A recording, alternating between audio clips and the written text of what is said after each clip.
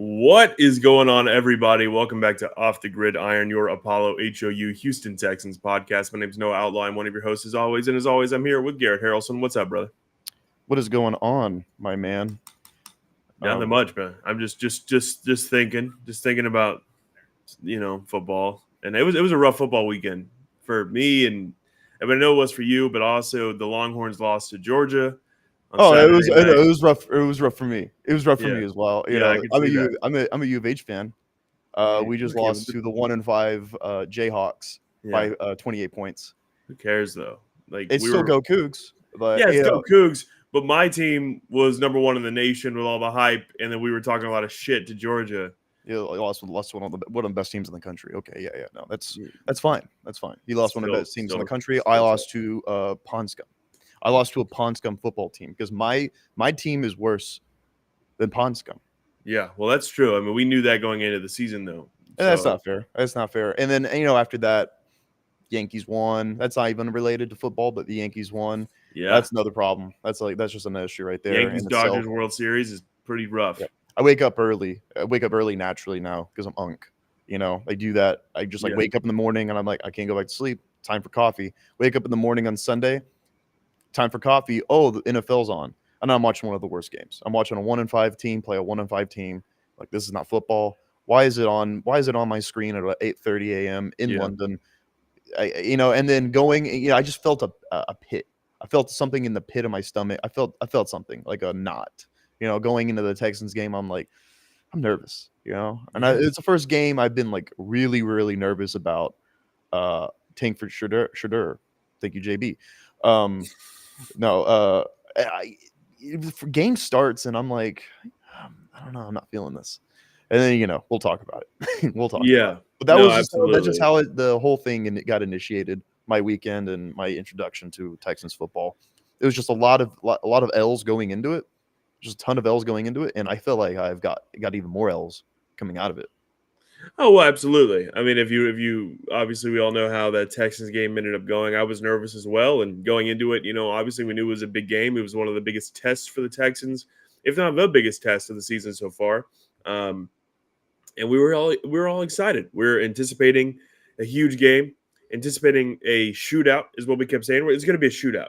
CJ Stroud versus Jordan Love. It's going to be a shootout. It kind of was. A shootout with points and lead changes. Yes. Sure. A shootout through the air. A shootout is throwing the ball through the air, high-powered offenses. And there was one offense that was semi-high-powered, but also the Texans defense was kind of shutting down the Packers when they needed to stay in the game. But just the Texans offense was abysmal.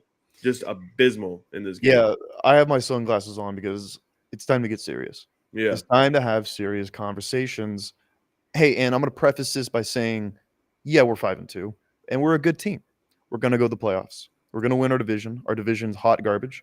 We're going to go to the playoffs. We're going to go Yoffs, and we're going to have fun. We're going to have fun doing it. Will we make a run?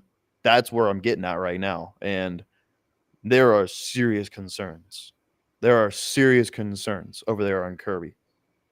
Yeah. I don't know. I mean, I don't know if y'all agree. There's absolutely concerns. I'm not worried about defensively at all. Dude, the defense is incredible, especially doing what they did yesterday, missing 5 starters, missing Kamari, missing Aziz. Mario Edwards is out, obviously. Tim Settle had to come in, and Tim ended up having a great game. He was jawing all week to Josh Jacobs. I don't know if you saw this, them going back and forth, but he backed it up. He was a dog yesterday. We get Denico Autry back. We're missing Desmond King gets activated. We have Jimmy Ward's out. We had a lot of missing pieces on the defense, and they ended up playing extremely well. Ended up getting 2 picks, a few sacks. I love what I see from the defense. That's what we come to expect from Denico. Now, 100% of my concern goes on the offense, and I'll say 92% of my concern offensively goes towards the offensive line. I don't think this is news to anybody. I think that we've all seen the chatter on the internet about Texans offensive line. Dave Portnoy had that viral video, just kind of talking shit about them not being there to protect CJ, which I agree with. CJ Stroud does not need to be alone. jawing on the Packers sideline. He was over there for like 15 seconds. And Titus Howard and Laramie Tunsil and Shaq Mason and Juice Scruggs and Kenyon Green MIA. over there picking MIA. Reggies in the middle of the field. Yeah, MIA. They weren't over there like it's crazy that your quarterback who scrambles, on a he's trying to make hero ball happen. He scrambles, takes a big hit. There's no one in the vicinity, not even during the play, but even afterwards, like you said, when they're jawing. They're just still standing. There's not at least one guy running over there. There's not at least one guy jogging over there and like pulling CJ out or getting in between them and getting in the face of the Packers or anything like that. There's not one. And that is like one of my concerns. Soft.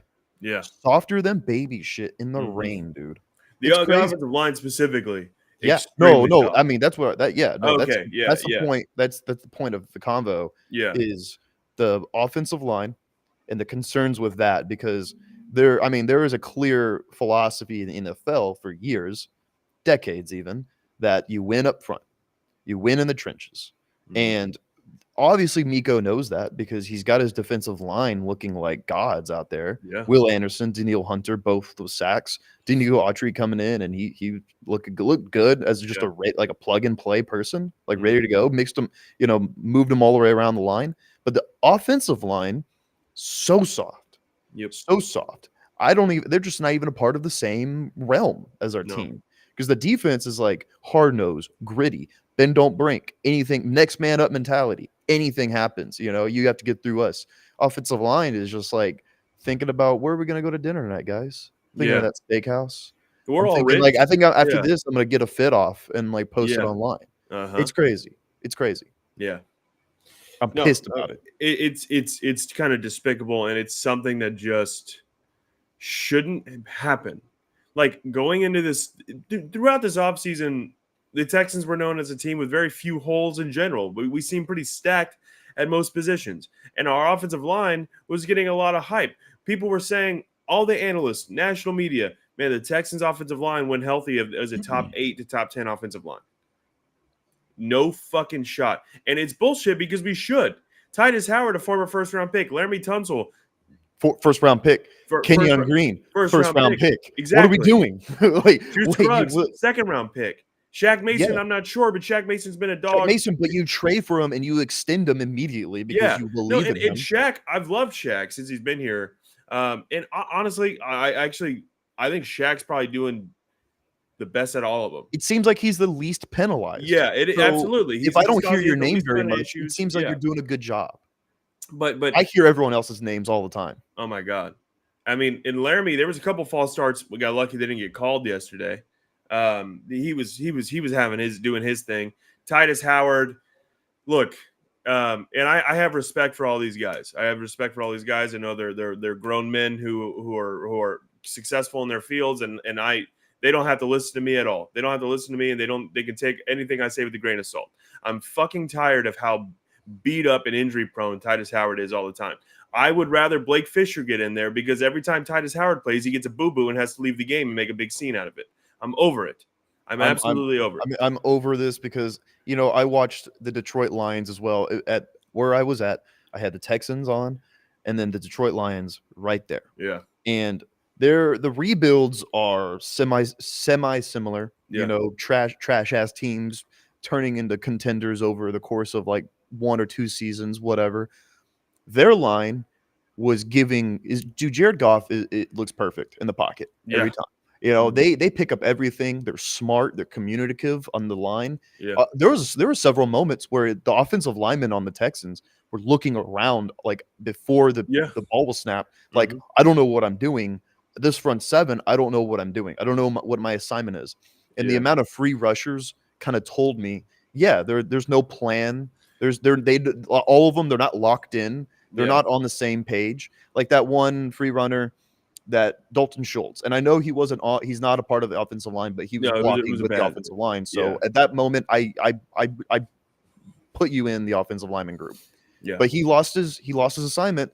Let a guy just free rush CJ. The guy was hot.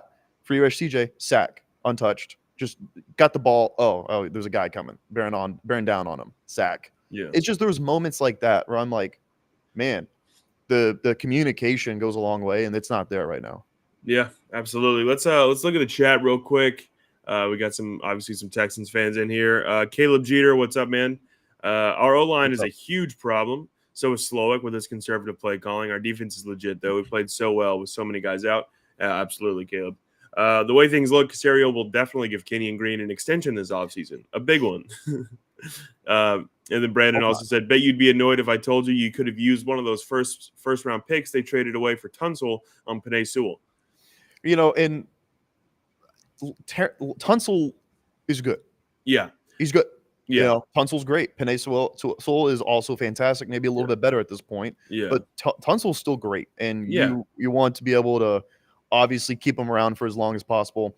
Mm-hmm. I think with the offensive line, it's mostly just coaching and getting them locked in, because the false starts, the off ball line, like how they line up and then they get penalized because of that. It's all because of coaching, and also not being prepared. I believe Juice Scruggs is good. He was good last year. Tunsil's been great since he came in the league. Yeah. Kenyon has had a few flashes here and there. Titus has had a few flashes here and there, and Shaq is generally just good. I think we can agree on that.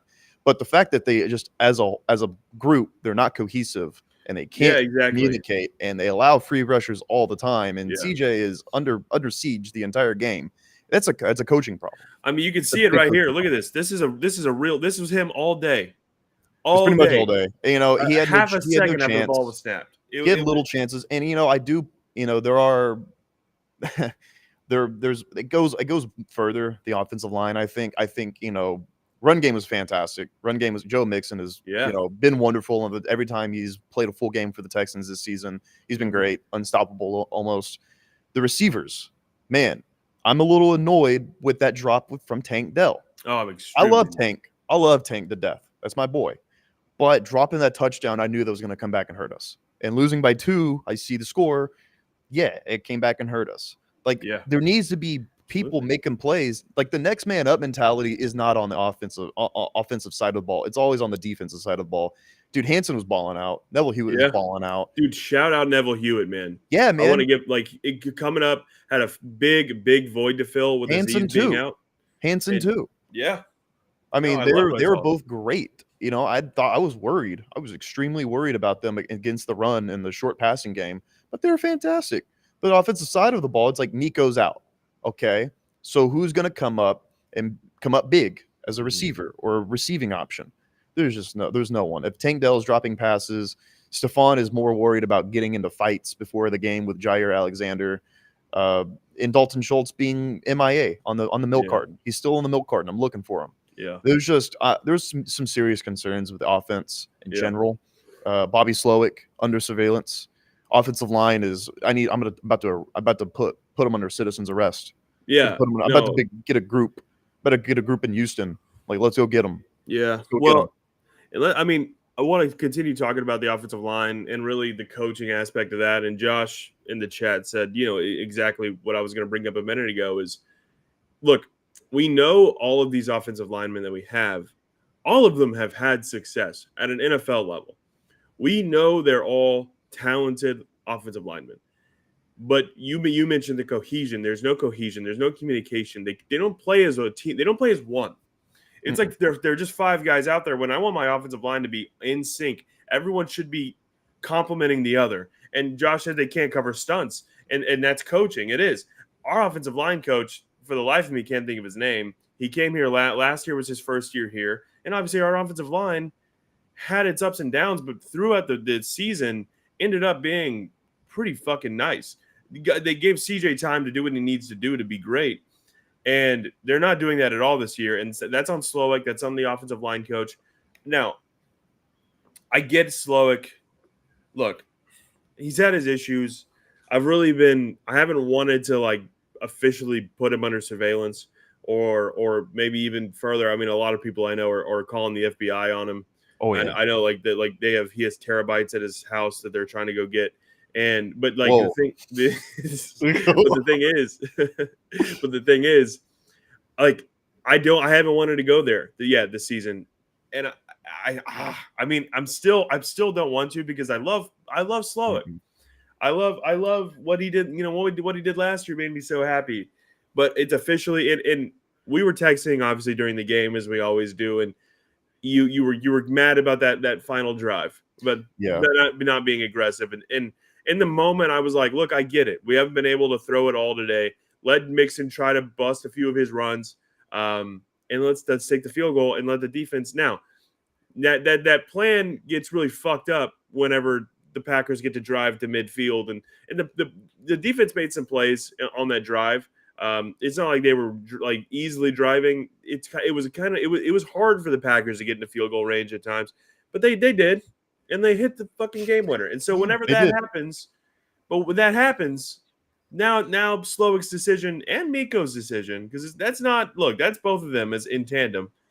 That's a game plan that both of them are definitely in on. Now it seems fucked up.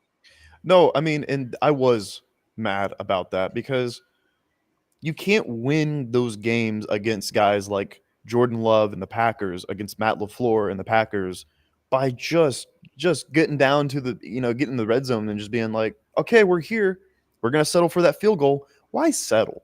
Yeah. Why settle? Play, if you really want CJ Stroud to play hero ball, which that has been their entire success from the offense, it seems like when they don't run the ball is like CJ Stroud is making magic happen with his arm. Why not let that happen again? Or try to, I know you haven't been able to throw the ball all game long, but instead of, because there's 2 minutes left, Packers have timeouts. You run the ball, short yardage, run the ball, short yardage. It's 3rd and long. Hey, stop me if you heard this before, but the Texans are in a 3rd and long situation. Yeah. Immediately, you don't get it. You just got to kick the field goal. And then the Packers have a minute and change to be able to get in the field goal, which is easy for them. I think it was easy for them to do that. Jordan Love was good pretty much the entire game, aside from a few interceptions and forcing the ball downfield. But I knew as soon as we kicked the field goal and settled, it felt like we were settling for the field goal. Like, hey, we're not going to be able to get anything going on the offense because we're just giving up on that plan to score a touchdown. Let's kick a field goal. Let's put it on the defense. You've been putting too much on the defense though, the whole game. That's why I was just mad about it. I was like, dude, let your balls drop a little bit.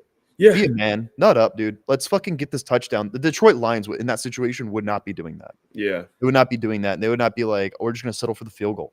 No, they would. Dan Campbell would be like, I'm getting in that end zone because we're going to go up by you and make sure you don't kick a field goal against us. Yeah. Well, and I agree. Now, like I said, in the moment I kind of understood, but now I look back on it, just can't do it. Cannot do that at all. Can't be conservative. That's like Gary Kubiak-ass conservative. That's like, I felt like that 10 years ago in a situation where I'm like, Gary Kubiak is just like, gets down. He's like, oh, cool. We're in field goal range. That's all we need. That's all we need. Yeah. It's like, no, why not try shoot a little, get a little further, man. Yeah. Let's go. Let's shoot for the stars. Let's win this game. And what sucks about that last drive is, I think maybe the first play of the drive, Jordan Love kind of throws a deepish ball, a little slant route. Neville Hewitt puts a hand on it, tips it. I believe Eric Murray almost got the pick, or it was MJ Stewart or someone like that. I think and obviously, that we're having a completely different conversation right now. That happens, but it didn't, and they ended up going down the field and hitting the field goal, and it was one of those, man. My heart's pounding. I was sitting in this chair, just kind of my face in my hands, just like, we're hoping for a miracle. We're hoping for that. Remember in 2019, that Broncos game, very similar situation, last second, but they just missed. It was whenever the Texans were on that win streak, and God, it was. I was kind of having flashbacks to that, trying to feel that moment again. But it didn't, and also fucking their kicker, McManus, or whatever his stupid name is. He hadn't hit a field goal in like 600 days or something stupid. So, and of course he comes in. Well, that's how you knew. That's how he's going to nail it no matter what. Yeah. Even when they're about 50 yards away, I was like, that's going in. I've been here. I've seen this movie before. Yeah. It doesn't matter how far it is, how close it is. It's just going to be the most perfect kick you've ever seen in your life. And I'm just, going down to 0 seconds, and that's the game. You know, it was just like it's all coming down to this. Oh, it's a perfect kick. Okay, I knew that was gonna happen. There's someone from Twitter in the chat with a funny name. I'll say this too. Daryl Morey tricked y'all, man. Is the name. He said no different combo. Always need the touchdown. Yeah, I agree. Need the tutty, I man. agree. I mean, I get if you can't get the touchdown, I get that. But after that Hutchinson catch, that 3rd and long conversion, that Hutchinson catch, I'm like, momentum. Yes, momentum in the passing game. Okay, maybe let's target him again or another crossing route or something. Let's go. Oh, we're just gonna run in a 1st down and 2nd down. Okay, all right. Oh, what are we in? We're like it's like 3rd and 8 now. All right. Well, it's okay. All right. That's not. Yeah. It's just it blows my mind that I feel like the entire bar that it was at was just like running it again. Really, running it again. It just I don't know. It rubbed me the wrong way when it happened, and I'm like I don't like that. And then obviously the outcome made it a lot worse. Yeah. Let's read some of the chats. Actually, I want to get your thoughts on this. Romanus Jr. What's up? What an awesome name. What are your thoughts of putting Titus at left guard and Blake Fisher at right tackle? You got to figure out what to do with Shaq Mason. I mean, okay, left guard. I'm at this point. I am fully. I'm on board with trying to change up the offensive line. Me too. Like let's change let's practice. Let's go into today and tomorrow. Let's change up the configuration. How that's what I'm saying. Shaq Mason would still be a right guard. It would basically be benching Kenyon Green. You know what? Yeah, Kenyon Green wasn't good yesterday. No, that's what I'm saying. And at this point, like we don't need to just keep the guys in there who are struggling. Yeah, you need to keep your star quarterback upright and not throwing less than 100 yards. Yeah, that is just unacceptable. That's unacceptable work right there. Mm-hmm. So I'm down with putting Blake Fisher looks pretty good. What about Jared Patterson, man? Where's he at? Is he injured? I mean, Jared Patterson. No, he's available. He's available. Jared Patterson is available. You know, put him in, see what happens. Blake Fisher replacing Titus at right tackle, and then moving over Titus. But I don't know because Titus is just like sometimes he's just. There's one play he completely just fell back. He just tripped over nothing and fell back. And I'm like, we just paid you a ton of money. Yeah. What are we doing? I don't have confidence in that group right now. I'm down to change it up. Blake Fisher's, fuck it. We started Juice Scruggs and Jarrett Patterson so many games last year, and they did great. Yeah. So I'm down. Who cares? I am too. Caleb Jeter and also Brandon Hallam have been talking about this in the chat, and I absolutely agree. I tweeted this yesterday. Do you think Kalen Bullock should be in the running for Defensive Rookie of the Year? I mean, so far, I kind of thought in the league. I kind of thought maybe Kamari was gonna be the guy, but since he's injured right now, he's gonna have to make up some ground. I really don't know who else defensively as a rookie is challenging Kalen Bullock right now, but I don't know. I feel like people are not really looking at Kalen Bullock as much as other guys, so. They're going to have no choice if those interception numbers keep going up. I mean, for sure. And Kalen Bullock has been good. He has been good. Yeah. Sometimes he can be better. There's there was a few missed tackles. Sometimes he's just. I feel like there is a slight concern at safety. With Jimmy Ward out right now. We're really lucky we drafted Kalen Bullock. We are, and I'd love the pick. I'd love the pick. But we'll see how it goes. And that is a silver lining. Kalen Bullock. It looks really good. I'm excited for his future with the Texans. Yeah. DQ, the Red Key Don, said Colin Cowherd this morning said Jordan Love is better than CJ Stroud. I don't listen to Colin Cowherd. Next. Me neither. I watched the program, but I know his takes are terrible. That's oh wait, here we go. Evan Williams is number 1 rated safety in the league. Go Pack go. I don't give a buck. Buck. Yeah, good job for winning, but I don't care. We're talking about Kalen Bullock, dude. Yeah, I'm talking about Kalen Bullock. I don't know. Evan Williams is a whiskey buddy, and it goes down smooth. That's all I care about. Congrats on the win. Yeah, I don't have any qualms with the Packers. No, I actually am glad it was a close game. I just wish it was more of a mistake-free game on our part. Well, because at the end of the day, the Texans game didn't get blown out. When our offense played, now let's look at this in somewhat of a positive light. We just played one of the best teams in the NFC. Okay, like a team that people say could be representing the NFC in the Super Bowl this year. And people say that about the Texans in the AFC. But one of the best teams in the NFC, one of the best teams in the league, one of the best young quarterbacks in the league. Our quarterback couldn't do anything. Our offense could not do shit other than run the ball. And Mixon had a good day, but overall, the offense had maybe 170 yards total. We still were in this game till the very last literal second. So we're a great team, but we figure out our offensive struggles. It's over. We've been pretty negative, but I kind of wanted to get into the negative stuff first. Let's get into the positive stuff. Joe Mixon looks great. Our run game looks great. You know, someone the other day was like, I can't believe we just traded Cam Akers. I was like, why? And they're like, after Joe Mixon, after Damian Pearson, after Dari Ogunbowale, who do we have? I'm like, those guys. I mean, I don't know. They're good enough. Great running back room. When they're healthy, they're fantastic. So I mean, but they're looking good. Dude, Joe Mixon looks so good on our offense. Dude, I mean, I think we're like kind of understating how incredible Joe Mixon's been. Joe Mixon in any game that he started this season has a touchdown and over 100 rushing yards. Yeah, he looks like a bell cow, dude. He looks like an absolute bell cow. He's a stud, man. 2 touchdowns yesterday, 115 yards on 25 carries. Last week against the Patriots, 102 yards and a tutty. And then it goes back to week 1, I believe, was the last time he played. And then obviously he had a huge data. I think what did he have? 158, 159 yards and a touchdown. Joe Mixon is insane. And if we had him, look, Cam Akers is slow to me. Cam Akers is slow. DQ the red key Don. Yes, like Joe Mixon is incredible.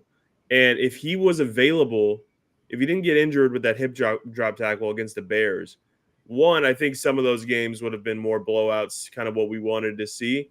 Now, and then also, and this is what I've been waiting to say all episode, because because I feel like this Texans offense has one legitimate X factor, and his name is not CJ Stroud. His name is not Stephon Diggs. His name is not Joe Mixon. His name is not Laramie Tunsil. His name is Nico Collins, and he's sitting in the locker room right now.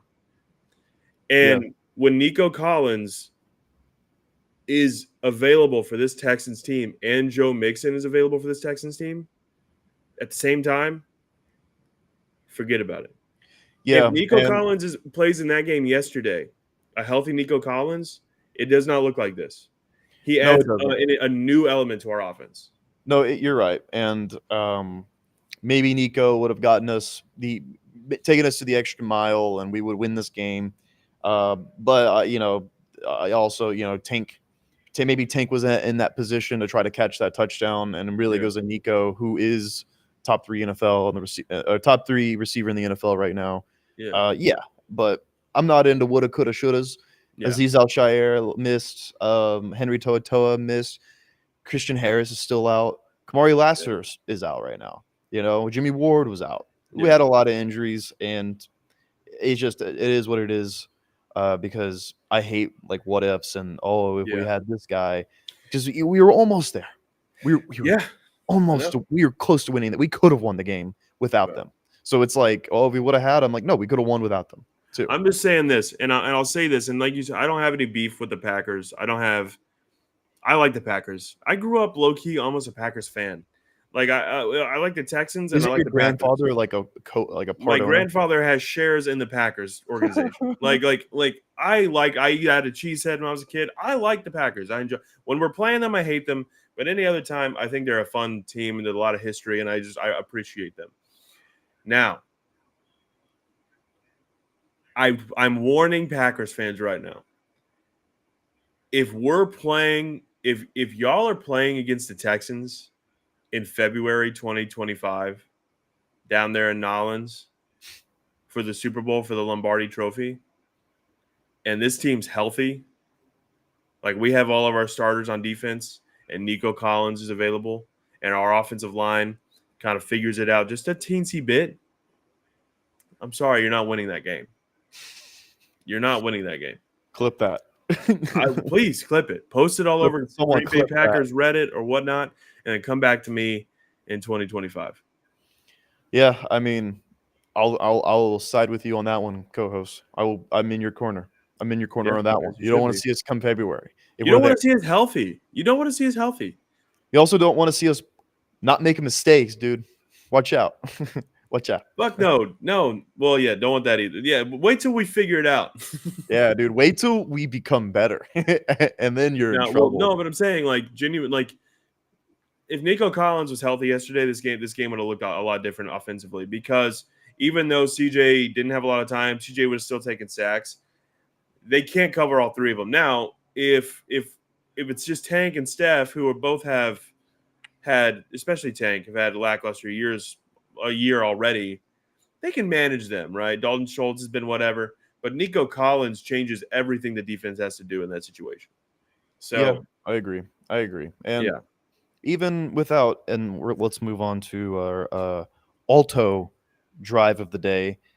We didn't have many good drives, but there was one good drive. I was looking at it.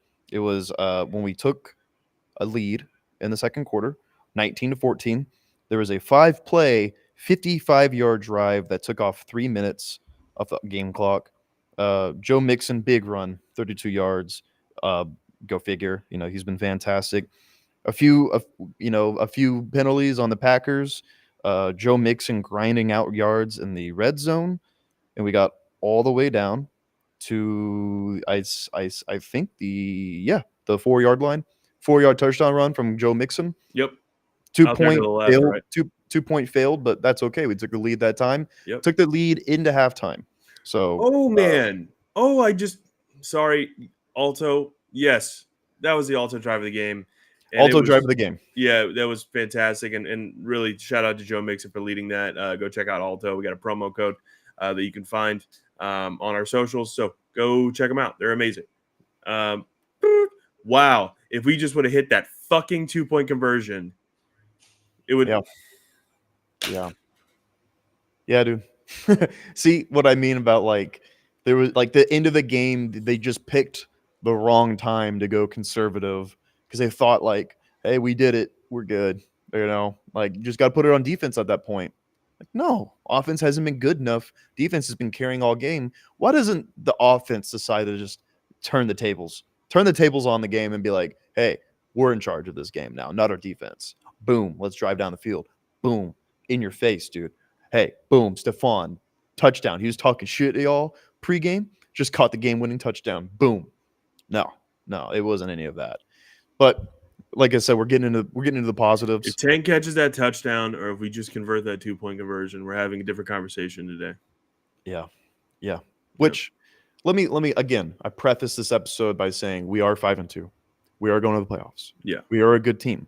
But when we get to the offs and we play teams that are good, like the Packers, and can make our lives hell on the offense when they play like shit, like they did yesterday, we're just talking the same old Texans. The same old Texans have been, wow, the defense is looking real good. Can we get it done on the offensive side of the ball? Oh no! Just offensive line is bad. Oh, we couldn't get. There was no time. He had no time. Number 4 had no time. He was getting hurt. Oh, Brock Osweiler had no time. It's no, it's the same old story. I just want some cohesion on the offensive line, the offense in general, the offensive as a whole. I want some cohesion. I feel like right now they're off kiltered. They're off balance. I don't know. yeah. Coming up, we have the Colts next week. We'll get into it in our preview episode. We got a couple get right games coming up. We have one get right game, and I'll tell you right now, I'm a little scared of the Jets in New York on a short week. I'm a little scared. They're not good, but it's a short week for us. We're going to New York. We don't know what the weather is going to be like. Me and you will be there. We will be there. Yeah, we'll be here. Boots on the ground. Yeah. We don't know what the weather will be like. That turf is terrible in MetLife. Yeah. You don't know. Last year we had a terrible game. We let Zach Wilson throw 300 yards against us. It was rainy and shit, and I don't think Halloween's gonna be like that. But we'll see. It's just to me that's a game that's like a trap game waiting to happen. That's a get right game for the Jets waiting to happen, and that's we're under siege again. We just couldn't get it done on the offensive side of the ball. So I'm scared of that. But we're 5-2. We'll go, win next week, 6-3. You're still on top of the division. Just keep the wins going against the teams that you should win against, and we'll figure it out down the road. Yeah. Yeah. I mean, look, I mean, the weather for that night is currently a high of 72, low of 54. So theoretically, no rain. No rain, please. Please. Yeah. Don't Last year, do I was at the game last year. It was rough. But all right. I think that's a wrap. Are you done? Yeah. Yeah, I'm done. I had to get on camera and talk about my frustrations because I was I wasn't as frustrated as I was against the Vikings because the Vikings we just had no answers for anything. This time around we made a few plays and we made it closer, but it was still just so within reach. Yeah. It was so within reach, and I saw everything like in real time happen that would end up causing us to lose. Yeah. I saw it all happen. I'm like, that's a classic. Oh, if you lose, you're looking at that play.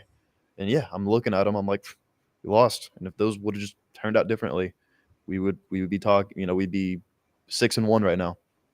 Yeah. High, feeling good.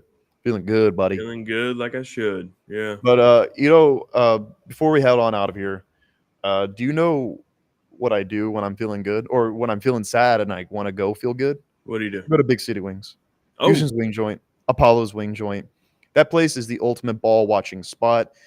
The World Series is coming up. If you're into that, I know a lot of people will be, and I know I won't be. So, but if you want to watch any kind of ball, you go to Big City Wings. Great beer, great food, great service, great vibes. So thank you, Big City Wings, for powering this episode of Off the Gridiron.